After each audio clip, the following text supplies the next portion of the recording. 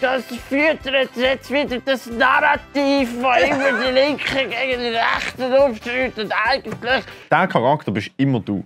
Heute geht es um den Lederach-Skandal, Meth-Babys und genderkonforme Kinder. Herzlich willkommen zu Studio 404, wo den Tatsachen noch ungefiltert ins Auge geschaut wird. In der SRF-Kantine gibt es heute Hirschanterkot und Spätzle. Endlich wieder Wildzeit. Wir sind wieder 1-2. Wir sind wieder 1-2. Wir sind wieder 1-2. Wir sind wieder 1-2. Bevor wir anfangen, möchten wir aber noch kurz unseren Kollegen gratulieren zum Start der neuen SRF Late Night Show, die Sendung des Monats. Mein Name ist Gabriel Vetter und ich bin hier der Chef. Der Bruce Lee vom Zürcher Kindertheater, die Fabienne Hadorn. Unser Doppelmeter aus dem Säuleamt, der Peach Weber mit Migrationshintergrund, der Sven Ivanic. Bravo! Ja. Ich muss aber sagen, irgendwie kommt mir das ein bisschen bekannt vor. Ich bin hier der Chef, ein weißer Mann, weil einer muss es richtig machen. Ich bin die quotenfrei. Ich bin ein lustiger Jugo. Leasing. Von uns einmal alles Gute für die Sendung. Wenn ihr neue Ideen braucht, einfach mitschreiben. Ein Newsletter von der Stadt Zürich sorgt... Was für ein Letter? Ein Newsletter. News. Nein, News. Ein Newsletter von der Stadt Zürich sorgt aktuell für Diskussionen. Anstatt Vater oder Mutter soll man neu Betreuungsperson oder Elternteil sagen, um seine Kinder nicht schlechtlich beeinflussen. Bedeutet, so Sachen hier Hallo Vater. gehören in der Vergangenheit an. Filme müssen auch umgeschrieben werden. Hey, Luca, ich muss dir noch etwas sagen. Ich bin dein Vater. Ich bin deine Mutter.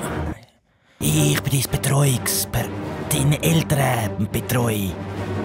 Aus Vater und Mutter soll Elternteil oder Betreuungsperson werden. Gut, ich meine, führen wir diesen Gedanken doch wenigstens zu Ende, okay? Aus Großeltern wird in diesem Fall senile Betreuungsperson. Zu Onkel sagt man neu, bleibt am fern. Und Bruder und Schwester nennt man liebevoll Vor- und Nachgeburt. Ich habe kurz recherchiert und fasst zusammen, von wem die Stadt Zürich genau Infos zur Erziehung bezieht. Ein blauhäriger Blogger aus Berlin lebt mit 3 Katzen zusammen, hat selber 3 Kinder und ich lüge nicht.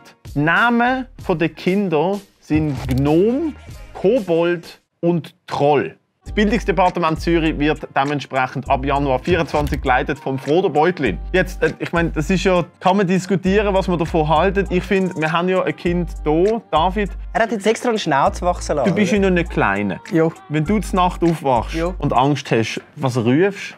Mami, wieso bist du wieder besoffen? Wie nennst du deine älteren Teil? Wie die Person, die deine Großmutter bumst, umgekehrt, ihr wisst. Ab einen Kommentar. Gehen wir zum Willy Wonka von der Schweiz, Jürg Lederach. Der hat nicht nur eine riesige Schokofabrik aufgebaut, sondern auch noch einen Freikirchenableger mit eigener Schule. Into my heart, into my heart. Oh Lord! Jetzt ist aber rausgekommen, dass in dieser Schule vom Jürg Lederach jahrelang Kinder misshandelt worden sind. Er hätte auch davon gewusst und sogar mitgemacht. Das ist auch seine Schule. Also wenn man das nicht mehr darf, gell? Also für was macht man eigentlich eine Schule auf? Pädagogisch hochwertiger Kommentar von David Meurer ist natürlich auch seine Schule. Tönt so, als wäre bei Lederach nicht nur die Schoki gebrochen worden. Auf der Website steht, die Schoki von Lederach wird von Hand gefertigt. Die Erziehung offenbar auch. Jetzt weiss ich auch, wieso das Ding Schokibrügeli heisst. Into my heart. Der Jürg Lederach selber sagt, er hat nichts von den Misshandlungen gewusst. Und auch seine Söhne, die jetzt das Unternehmen leiten, distanzieren sich vor allem, außer natürlich dem Erbe. Sie sind als Kinder nie geschlagen worden. Ich meine, gut, nach 4 Gehirnerschütterungen erinnerst du dich dann auch nicht mehr an deine Kindheit. Sind auf der Hut, kaufen nie die Überraschungsbox im Lederach. Kommt da so ein Klon von Federn raus? Aber kommt so raus? Hey, schön!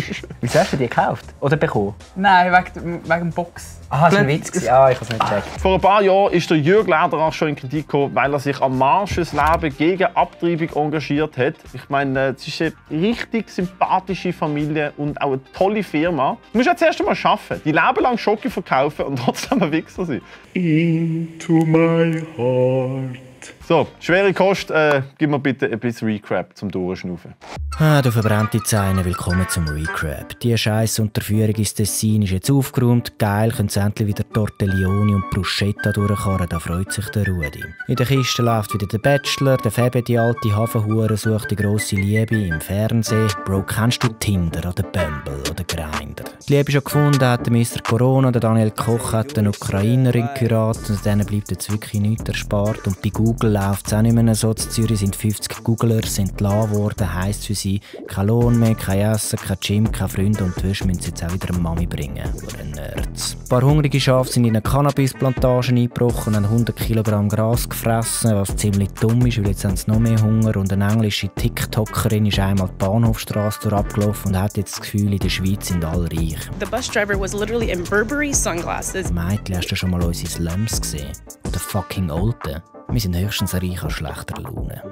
Wir gehen nach Australien. Dort haben frischbackene Eltern ihrem Kind keinen genderkonformen Namen gegeben, sondern möglichst dummen. Ja? Das Baby heisst jetzt Methamphetamine Rules. Das ist fucking kein Wort, Alter. Vor allem stell dir vor, wie ein Australier das sagt. We named the baby Methamphetamine Rules, mate. Because meth, you know meth keeps you awake.